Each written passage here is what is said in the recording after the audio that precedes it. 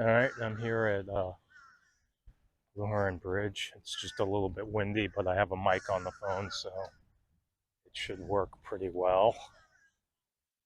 So if you go on YouTube and you put any videos on there yourself or whatever, and you have your own channel, you always get these other, what do you call, content creators on YouTube who make content about creating content.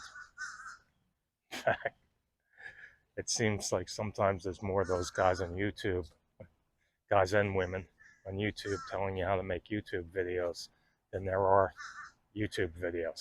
But anyway, one of one of the things that does ring true that a lot of them say is um, tell your story and be authentic. Well, you can judge for yourself my authenticity as far as telling the story. If I tell the whole story, we're going to be here for a long, long time.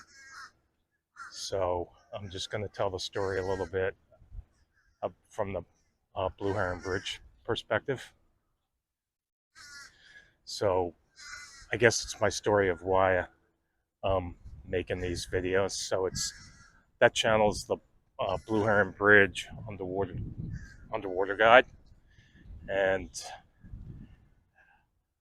I've been coming here for 20 years. I have about 2,000 hours of bottom time here. I do these reef surveys, Reef Environmental Education Foundation surveys, and um, for those surveys, you count the fish you see and put them in the survey. I've done thousands of those surveys. I've done thousands of those surveys here at the bridge. I'm just trying to align myself right now so that the sun isn't in my eyes. Behind one of these columns. Okay, that's good. So I'm really familiar with the fish here. There's 458 species of fish. If you go to iNaturalist and check out the amount of species that have been documented, just not fish, but invertebrates, and besides fish and invertebrates, then you would have manatees and turtles, right? I'm just talking about the marine species. I'm not talking about the lizards and the birds in the parking lot. So, um, very familiar with a lot of the species that you can find here at the bridge. Now, if you go to YouTube and put Blue Heron Bridge in, plenty of videos will pop out about scuba diving or whatever. And I would say a lot of those videos are going to be far better than any video I make. However, they're not going to have the depth of experience diving here, or the depth of knowing the amount of fish and invertebrates that can be found here. And if most of those guys are just coming here and doing a one-time, hey, dive the Blue Heron Bridge video, it's a really nice video, but they don't have well over 2,000 hours of bottom time. So I'm kind of walking around here trying to keep people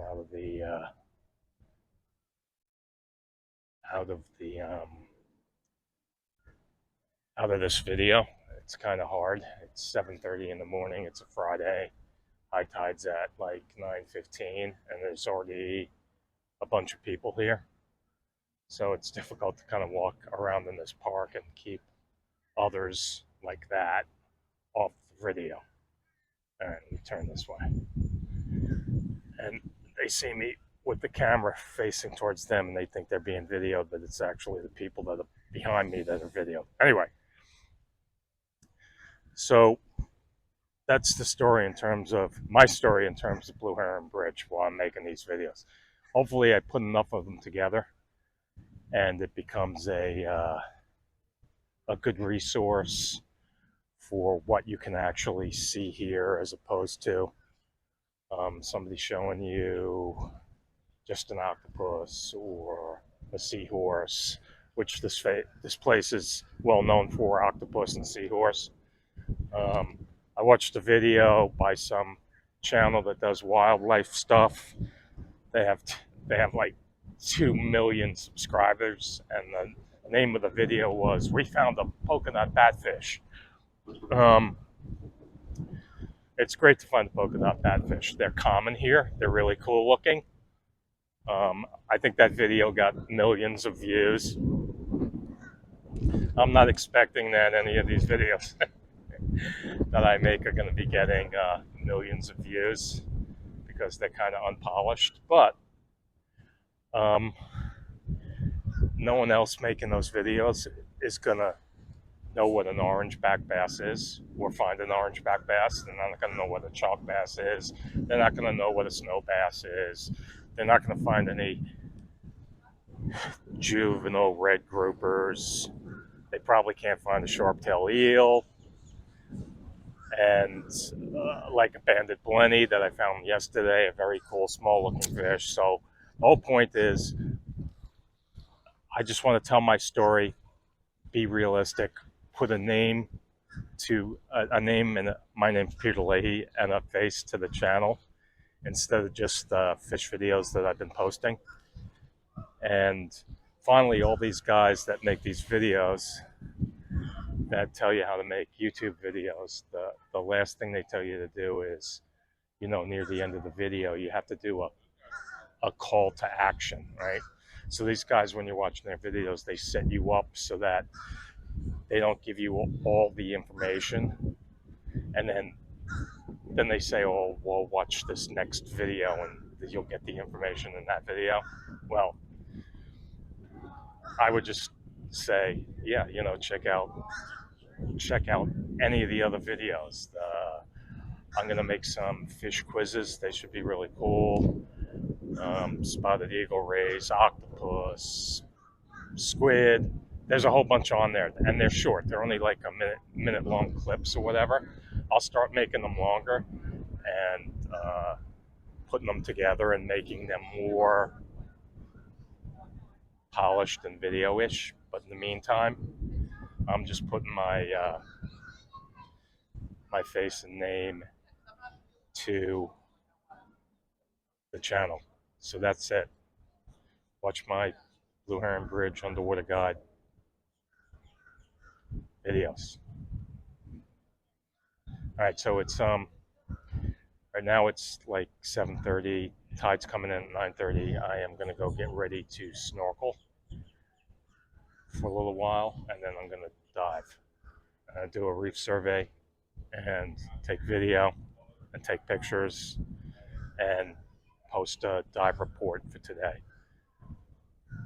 All right, at the Blue Heron Bridge, signing off here. Yes. Yeah. Okay.